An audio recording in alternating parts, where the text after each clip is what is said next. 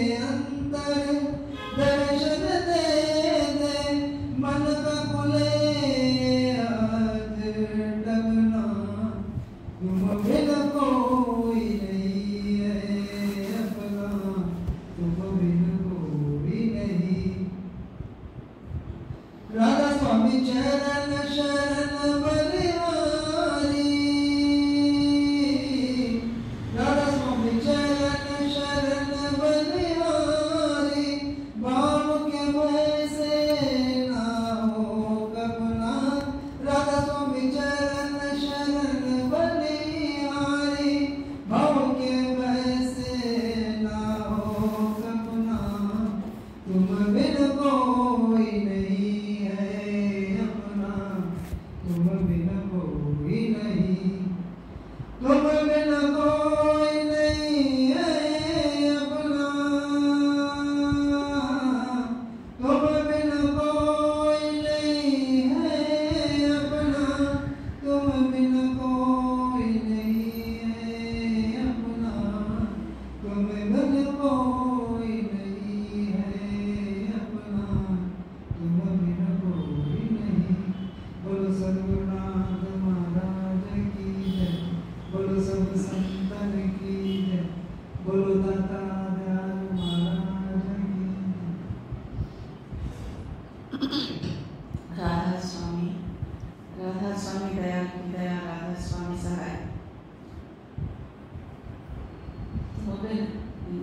తప్ప తుమబిన్ పోయి నీవు తప్ప నాకు ఇంకెవరు లేరు.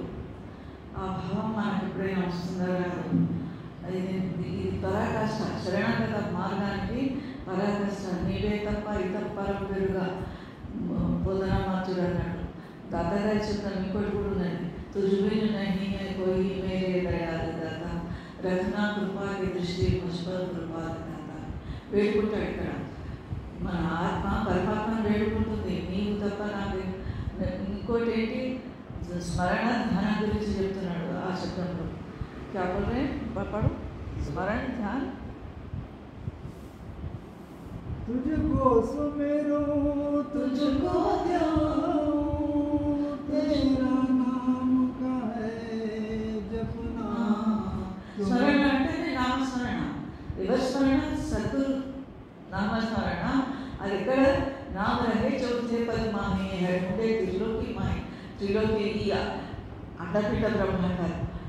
ఇంకోటి త్రయతాపాలను ఉన్నట్టున్నాడు. త్రయతాపాలు తొలగిపోవాలంటే స్మరణ ధ్యానం అవసరం. ఎవరి స్మరణ? సద్గురు స్మరణ. నిరంతరము అదే నామజపం చేస్తూ ఉంటే ఏది మనసుతో చేస్తున్నారు. మన నోటితో కాదు, నోటికి అందరినీ వినిపించేలాగా బయటికి వినిపించేలాగా కాదు, నిరంతరం లోపల జరుగుతుండాలి. మనం స్మరణ చేస్తున్న వినముగా మనదంటాడు కదా, సుమరు సుమేరు सुमिर सुमिर नाम सूरत से और सुमिरन तारना टूटे और सुमिरन को भूलट स्मरण చేస్తున్న విషయం కూడా మనం మర్చిపోవాలి. ఆ విధంగా స్మరణ చేయాలి. నిరంతర నామస్మరణ జరుగుతూ ఉండాలి. మన మనసులో మనకు కూడా తెలియనంత తాదాత్మ్యత చెందాలి. అప్పుడు ఎందుకంటే అప్పుడు ఆ తర్వాతనే సత్సంగం పోతాం. సత్సంగంలో సద్గురు వాక్కు, మధుర వాక్కులు, సద్గురు ప్రవచనాలు వింటే దానికి అనుగుణంగా జీవితం గడుపుకుంటుంది. సత్సంగానికి పోకపోతే, సద్గురు శరణంలోకి పోకపోతే మిగతా జీవితం అంతా ఏం చేస్తామో ఎంతో వింటుంటేనే మనసు పగలిపోతూ ఉన్నది. వింటుంటేనే నిరంతరం వింటూ ఉంటే, నిరంతరం నామస్మరణ చేస్తూ ఉంటేనే మనసు చంచలంగా ఉంటుంది. మనసు లక్షణమే అది. వాయువు కంటే వేగంగా శీఘ్రంగా ప్రయాణిస్తుంది. మనం ఎక్కడో మనసు ఎక్కడో పోతుంది. ఆ మనసును నియంత్రించే మార్గమే ఈ సద్గురు మనకు ఉపదేశిస్తున్నాడు. ఎప్పుడైతే నిరంతర నామస్మరణ అజపాజాపం జరుగుతుందో, అజపాజపం అంటారు, నిరంతరం జరుగుతున్నారు.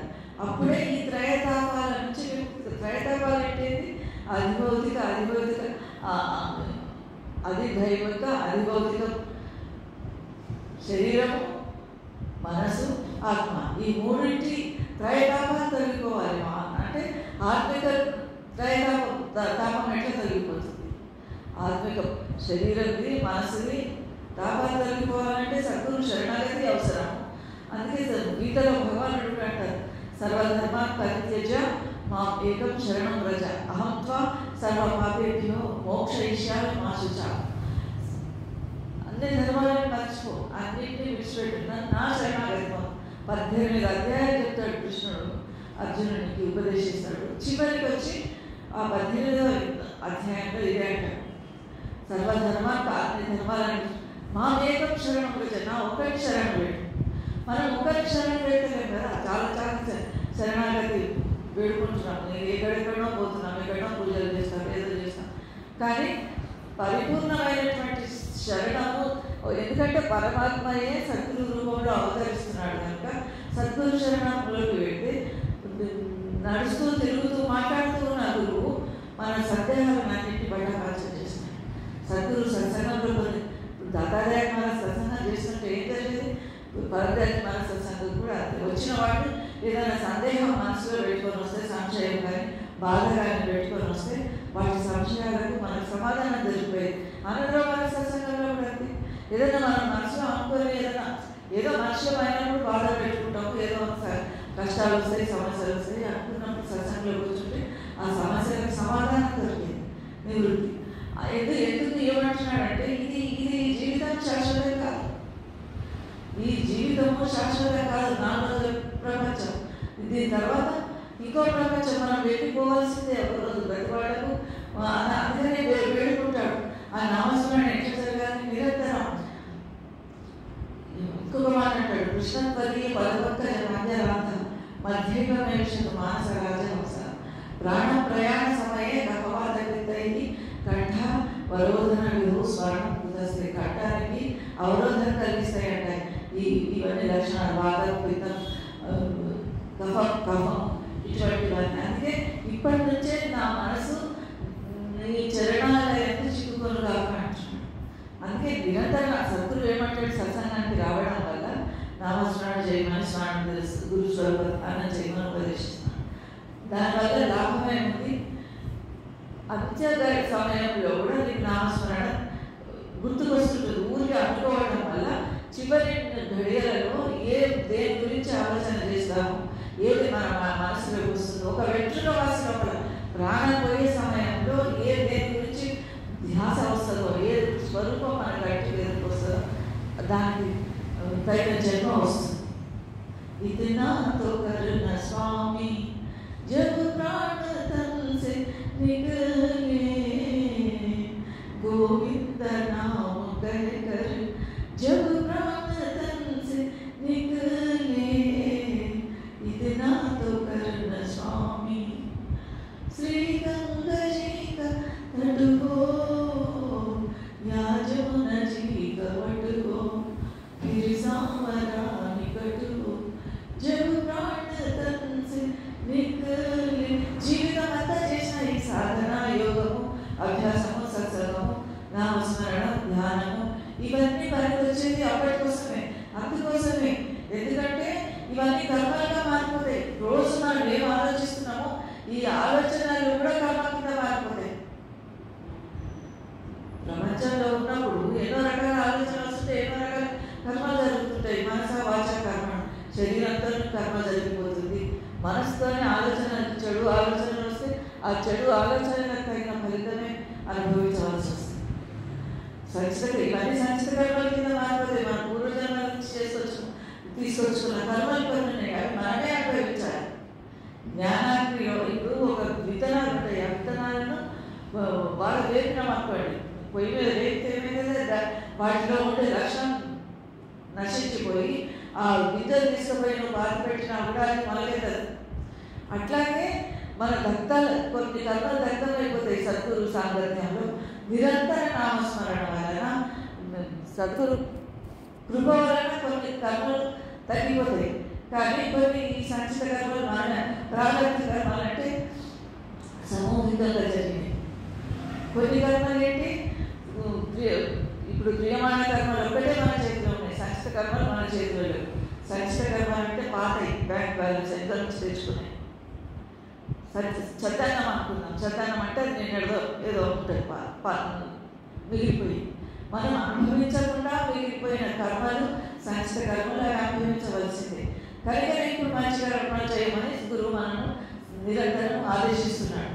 మంచి కర్మలు అంటే శుభకర్మలు, మంచి ఆలోచించు, మంచి చేయి, మంచి గురించే నిరంతర నామస్మరణ చేస్తూ ఉంటే ఈ త్రయతాపాలు అంటే శరీరంకి, మనసుకి, ఆత్మ.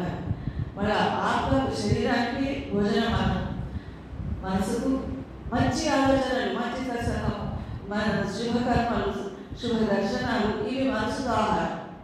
మనసులో మన మలినాలు పోవాలంటే దీనికి ఆహారం ఏంటి, సత్సంగము, నామస్మరణ, ఇది మనసుకు ఆహారం.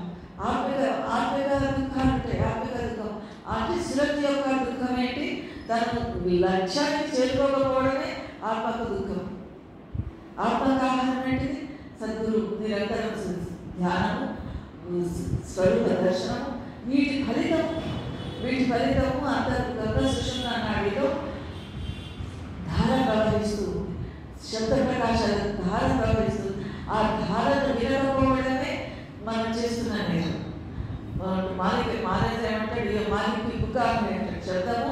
శబ్ద రూపంలో, ప్రకాశ రూపంలో పరమాత్మ దర్శనం ఇస్తున్నాడు. అది వినకపోవడమే మనం చేస్తున్న నేరం. అది ఎంత తప్పు. అది వినేటప్పుడు ప్రయత్నం చేయాలంటే ముందు మన ప్రక్షాళన రావాలి. మనసు ప్రక్షాళన రావాలంటే నిరంతరం నామస్మరణ రావాలి. ఇవన్నీ ఒక్కదానికొకటి ఆధారపడి ఉన్నాయి. అందుకని ఏమంటున్నాడు, కనీసం నా ప్రాణం పోయే సమయంలోనైనా ఇతనా తో కరుణ స్వామి జబ్ ప్రాణ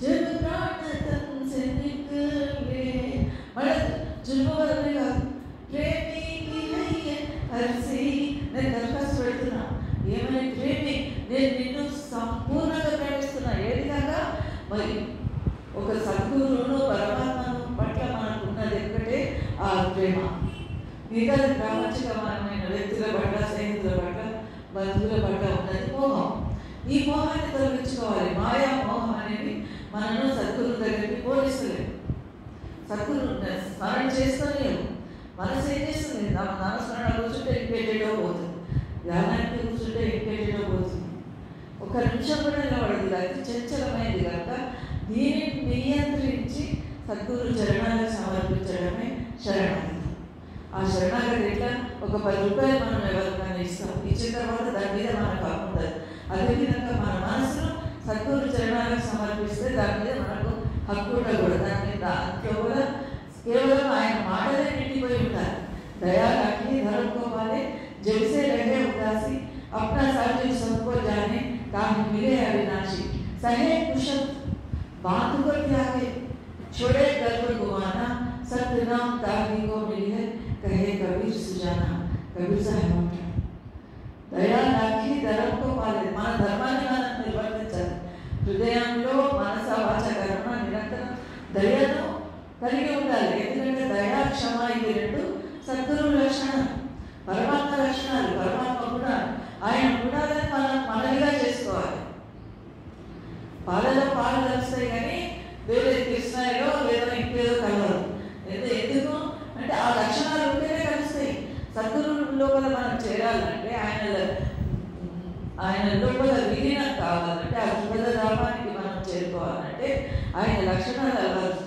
అలవర్చుకోవాలి ఏంటి ఆ లక్షణాలు దయాక్ష మనం క్షమించే తత్వాన్ని వదిలేసుకుంటాం దయ ఉండదు దేని మీద ఏ ప్రాణి మీద మనం దయ చూపించాం దయా క్షమ దయా రాఖీ ధర్మకో పాలి జైసే రహే ఉదాసి ప్రపంచం పట్ల మనము నిస్వార్థంగా తర్వాత బంధనాలు తెచ్చుకోకుండా బంధనాలు లేకుండా కలిగి ఉండాలి జైసే రహే ఉదాసి ఉదాసి అంటే మోహం ఉండకూడదు ఉదాసీనంగా ఉండాలి ఏదో మనకు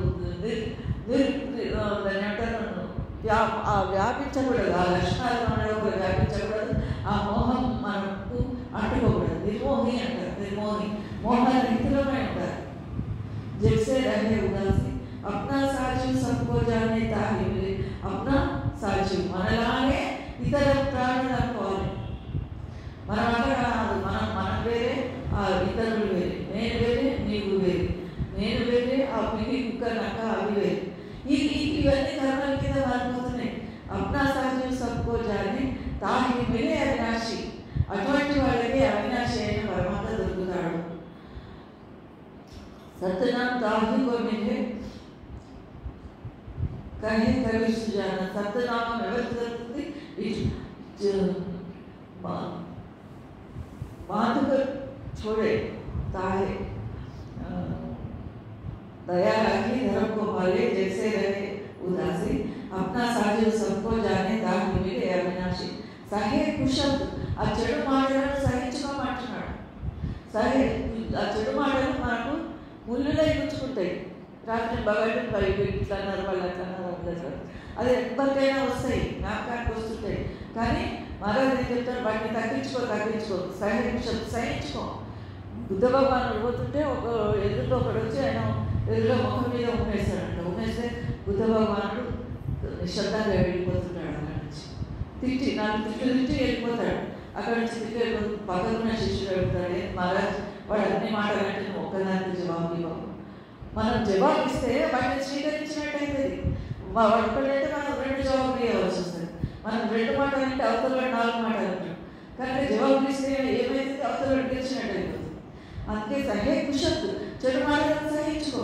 ఎవరి పాపన వాడు పోతాడు వాళ్ళ ధర్మం వాడు అనుభవిస్తుంది సహే కుషత్తు బాధకొచ్చాలి బది అంటే చెడు బదిగా చూడు బది అంటే చెడు లక్షణాలను చెడు మాటలను చెడు అలవాట్లను చెడు ప్రచారాన్ని అన్నింటినీ వదిలిపెట్టి బాధ చూడే గర్వకు మన గర్వాన్ని అహంకారాన్ని వదిలిపెట్టింది అటువంటి వాళ్ళకి సత్యనామం దొరుకుతుంది. సత్యనామం తాండీకో మిలిగే కహే కవి సుజానా, మంచి విషయం తెలుసుకోవాలనుకునే వాళ్ళకు కవి సాహెబ్ చెప్తున్నాడు. ఈ అందులో కూడా చివరి కవి ఏమంటాడు, ప్రేమికి వేయాల్సి ఆగే తెలిసి మరి నేను ప్రేమిస్తున్నాను, నేను ప్రేమిస్తున్నాను, ఎందుకంటే గాడీస్గా ఉన్నట్టు నిన్ను సంపూర్ణంగా శరణాగతురాలని అయినట్టు ప్రేమికి వేయాల్సి ఆగే తెలిసి మరి బలమే కాదు, నీ ఇష్టం. కానీ నేనైతే నీ శరణాగతం, ఎవరైనా మనకు శరణాగతం అయితే ఎవరైనా మనకు ఒక చిన్న రిక్వెస్ట్ చేస్తే మనం ఆ పని వాళ్ళకి చేసి పెట్టేందుకు ట్రై చేస్తాం, ప్రయత్నిస్తాం. మనం ఒక చిన్న పనికి, ప్రాపంచికమైన చిన్న పనికే మనం వాళ్ళకు సహాయం చేసేందుకు ప్రయత్నం చేస్తున్నాం. మా శాస్త్రాయన ఎవరైనా అడిగితే నాకు ట్రై చేస్తాను, నాకు ఎవరు బెస్ట్ ట్రై చేస్తాను, నేను నీకు సహాయం చేస్తానంట. మనం ఒక చిన్న పనికి, ప్రాపంచికమైన చిన్న పనికే మనం సహాయం చేస్తాం అనుకున్నప్పుడైతే మనం సంపూర్ణంగా ఆయన కాళ్ళ మీద పడి నీవు తప్ప తుజుబిని నహీ హై కోయి, తుమ్ భీ నహీ హో మేరీ అదే దయాలు దాన్ని పెట్టుకున్నప్పుడు ఎందుకు రక్షించడం తనది బాధ్యత. ఆయన జిమ్మదారి అయింది, ఆ నీదే జిమ్మదారి, నీదే బాధ్యత మనం సంపూర్ణంగా వదిలిపెట్టాము. ద్రౌపది ఏ విధంగా అయితే ఇట్లా తన చీర పట్టుకుంటుంది నిండు సభల, దుశ్శాసనుడు వచ్చి చీర తీసేస్తుంటే ఆమె ఎప్పటి వరకు అయితే ఇట్లా గట్టిగా పట్టుకుంటుందో అప్పటిదాకా కృష్ణుడి సహాయం అందదు. అంటే ఆమె తన బలం మీద తాను ఉన్నది కదా, తన ప్రయత్నం తాను చేసుకుంటుంది కదా, వదిలేసి మొత్తం వదిలేసి నీవే అనేసి ఎప్పుడైతే సంపూర్ణంగా శరణాగతికి వస్తుందో అప్పుడు సహాయం లభిస్తుంది.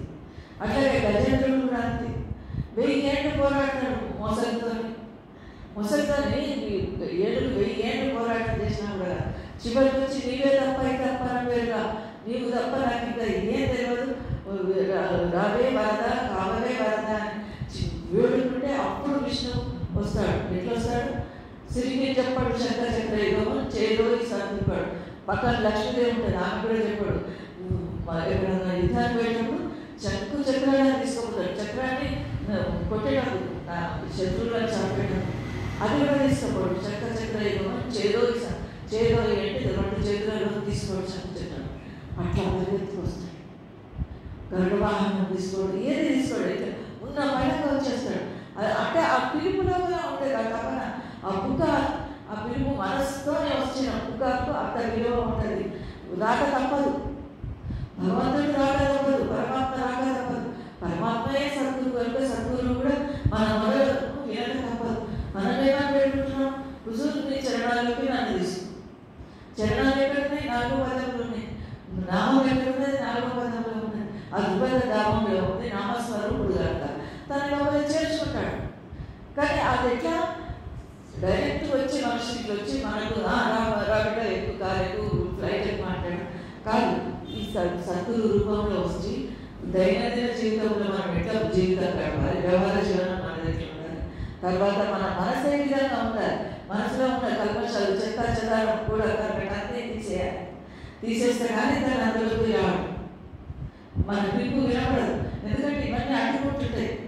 ఈ స్ట్రైట్ మన పిలుపు అక్కడికి పోవాలంటే మధ్యలో ఇవన్నీ పరదాలు ఉంటాయి. మన మనసులో వల్ల మనం ఏర్పరచుకున్న పరదాలు ఇవన్నీ చీల్చుకొని మన పిలుపు పైకి పోవాలి.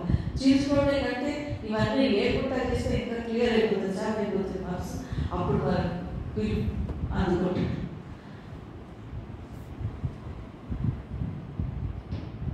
तेरी दया से सतगुरु प्यारे, तेरी दया से सतगुरु प्यारे, 3 ताप का मिटे तपना, तुम बिन कोई नहीं है अपना, तुम बिन नहीं. 3 ताप అంటే ఎట్లా తాపాలి, दुखी जीव को आप लगाकर मारा जाता है, दुखी जीव को अंक लगा कर ले जाओ दिशा। तू तो आया नर देही में घर फकीर का पेशा, दुखी जीव को अंक लगा कर ले जाओ गुरु की देशा। 3 ताप से जीव दुखी है विपद अवल अज्ञानी, तेरा काम दया का भाई नाम दान दे दानी. तीर्थ त्रैतापालन, तीर्थ से जीव दुखी है निबल अबल अज्ञान प्रवी జీవులు మనుషులు ఎట్లా ఉంటారు? నిర్బలులు, బలం లేదు, మానసిక ధైర్యం లేదు, మానసిక బలం లేదు, నిబల్ అబల్ ఏమి చేయలేమనే ఒక నిర్బల స్థితి. నిబల్ అబల్ అజ్ఞానం ఆవహించి ఉన్నది. సురకు కూడా అజ్ఞానం ఆవహించి ఉన్నది. ఏం అజ్ఞానం? దీని మీద పొరలు కప్పబడి ఉన్నాయి. ఈ మాయా మోహం ఇవన్నీ మనసు మీద, ఈ త్రైతాపాలు, ఈ మనసు శరీరము, మనసు, ఆత్మ, ఈ మూడింటి మీద పొరలు కప్పి ఉన్నాయి, తెరలు కప్పి ఉన్నాయి. ఇవి తొలగిపోవాలి. ఈ త్రైతాపాలకు మందు ఆయననే. ఈ త్రైతాపాలు తొలగించాలంటే ఆత్మకు ఖురాక్ అంటారు. అదేది స్మరణ. మనసుకు ఆత్మకు ఆహారం ఏది? స్మరణ. నిరంతర నామస్మరణ, ధ్యానము. దాని వలన ఇవి పౌష్టికంగా తయారైతాయి, బలంగా తయారైతాయి. అది ఏమంటారు? దుఃఖీ జీవుకు అమలక. దుఃఖీ జీవు అంటే ఈ క్యాన్సర్ వచ్చినవాడు కాదు, రోగాలు వచ్చినవాడు కాదు. ఎవరికైతే ఆ చరణాలకు, గురు చరణాలకు, సద్గురు చరణాలకు, పరమాత్మ సన్నిధికి, దుర్గల ధామానికి చేరుకోవాలి. ఈ జనన మరణ చక్రం నుంచి బయటపడాలి. పుడుతున్నాం చేస్తున్నాం ఇవి యుగాల నుంచి వస్తున్నాయి. దుర్లభం దున్నే పాయ కోటి జన్మ జన్మ భటకాయ. కోటి జన్మలు కింద మీద పడి పిల్లి, నక్క, కుక్క, రకరకాల కీటకాలు, క్రిములు, మోరిగా పోయే క్రిములు, ఇవన్నీ జన్మలు అయిన తర్వాత ఈ శరీరం వచ్చింది. స్వామిజీ మహారాజు ఇహతం దుర్లభం దున్నే పాయ, దుర్లభమైనటువంటిది, దొరకనటువంటి శరీరం నీకు దొరికింది. ఇహతం దుర్లభం దున్నే పాయ కోటి జనం జబ్బు పెడతారు. యాకో వృధా మతోవు, దేని వృధాగా కోల్పోకు. యాకో వృధా మతోవు, చేతో చిన్ భక్తిగమో. చేతో అంటే మేకో, జాగో, చిన్న ప్రతి క్షణం భక్తిగమో, భక్తిని సంపాదించు మహారాజ్ చెప్తున్నాడు. ఎందుకంటే కొన్ని కర్మలు, ఈ కర్మలు అలా అనుభవించాలి కనుక కొన్ని నిషిద్ధ కర్మలు ఉంటాయి. నిషిద్ధ కర్మలు అంటే చేయకూడని కర్మలు. ఆ చేయకూడని కర్మలు ఏంటి? సురాపానము, మాంసభక్షణము, ఇవన్నీ చేస్తుంటే ఏం జరుగుతుంది? తాగడం, తినడం, ఈ లక్షణాలు ఇవి కలిగిన వాళ్ళకు శునకము, కుక్క, పంది, శూకరము శునకము అంటున్నారు. శూకరము శునకము అంటే పంది, కుక్కల జన్మలు వస్తాయంట ఈ తాగుబోతులు. కనుక వాటిని అన్నింటినీ తప్పించుకోమని గురు మనకు నిరంతరం చెప్తున్నాడు. అదే చెప్తున్నాడు మహారాజు. అందులో ఏమంటాడు? త్రైతాపాల నుంచి విముక్తి కలగాలంటే నామం చెప్పు, హరి నామం చెప్పు. చివరికి तू है सच्चा अंतर्यामी, तू है सच्चा अंतर्यामी, तेरे सिवा सब है सपना. అంత నీవు తప్ప మిగతా ప్రపంచం అంతా సప్న, కళ. రాత్రి మనకు ఏదో కళ పడుతుంది. కళలో ఎన్నో సంఘటనలు జరుగుతుంటాయి. మనం కూడా ఉంటాం అందులో. మనకు కూడా ఒక క్యారెక్టర్ ఉంటుంది. మన చనిపోయిన వాళ్ళు కూడా మనకు, మన పెద్దలు కూడా కనబడుతుంటారు, మన దగ్గర ఉన్న వాళ్ళు కూడా కనబడతారు, మన సంబంధికులు, స్నేహితులు ఎందరో కనబడుతుంటారు. సంఘటన జరుగుతుంటాయి. కానీ అది నిజమైనదా కాదు. తెల్లారేసరికి అది కళ. ఈ జీవితం కూడా ఒక కళ. ఇది వచ్చింది జన్మ, ఇది కూడా ఒక కళ లాగానే తెల్లారి వచ్చే జన్మ వచ్చిందంటే మనం ఏటో వీళ్ళందరూ వస్తారా? ఇంకా ఎవరు రారు. వెళ్ళిపోయే రోజు కూడా ఎవరు రారు. మనం చేసిన ఒక మంచి కర్మమే మనతో పాటు వస్తుంది. మన ధ్యానము ఒకటి అనుకోవాలి. ప్రపంచంలో మనకు ఇద్దరే ఉన్నాం. వీళ్ళంతా ఎవరు మనతో పాటు రారు. మనతో పాటు రాలేదు. ఎవరు అంటే బంధుమిత్రులు, సత్సంగీలే కాదు. మనతో పాటు ఇంట్లో ఉన్న కుటుంబ సభ్యులు కూడా అందరం ఒకసారి రాలేదు, ఒకసారి పోము. వీళ్ళు ఎవరు వచ్చినట్టు వీళ్ళకు. ఎందుకంటే ఆయన రత్నాగారుడు కుటుంబ పోషణ కోసం అక్కడ హత్యలు చేస్తాడు. వాళ్ళే నాటి జరిపిస్తారు. వాళ్ళు అంటారు, నువ్వు నీ బాధ్యతను పోషించడం, నీ పాపం మేము ఎందుకు వచ్చినాం. అదేవిధంగా మనం అబద్ధాలు మాట్లాడినా, ఏ విధంగా చేసినా ఈ పాపము కానీ కర్మ కానీ ఎవరు మార్చుకోవాలి. మనం చేస్తున్న కర్మ ఒకటే మనతో వస్తుంది, మనం చేస్తున్న ధ్యానం ఒకటే మనతో వస్తుంది, మన శరణాగతి ఒకటే. గురువు మనను దయ చూపడానికి కారణం అవుతుంది. సంపూర్ణ శరణాగతి పోయిన తర్వాత 10 రూపాయలు మనం ఇచ్చిన తర్వాత దాని మీద మనం హక్కు ఉండాలంటే మన మనసును సంపూర్ణంగా శరణాగతి అర్పించిన తర్వాత దాని మీద మనకు హక్కు ఉండకూడదు. ఈ మనసు చెప్పినట్టు నేను అటువో ఇటువో ఇచ్చేయాలి, ఇవన్నిటిని వదిలేసే నిరంతరం మాలో చెప్తున్నట్టు స్మరణ ధ్యానంలో కూడా మనం నిమగ్నం చేసుకోవాలి. అందుకోసం ప్రయత్నిస్తారు.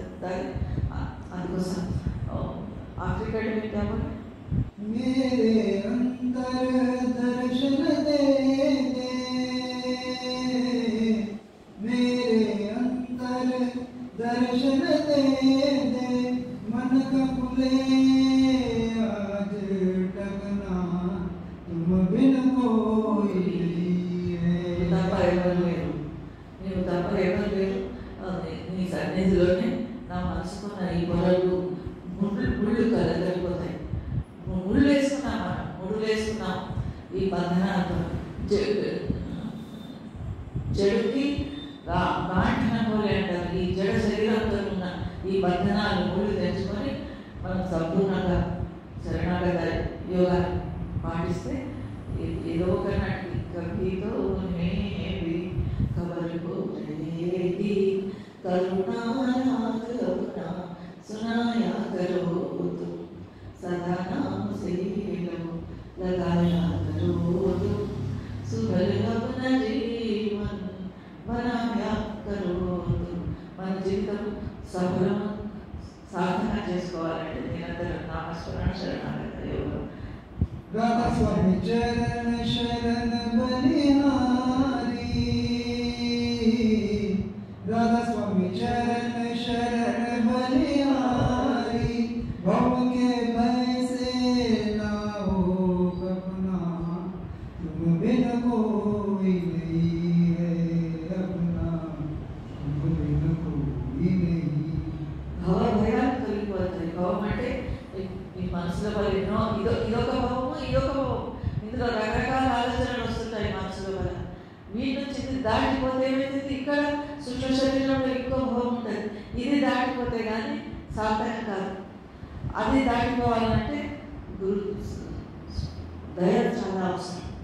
అందుకోసం ప్రయత్నం చేద్దాము. అందరికీ రాధాస్వామి.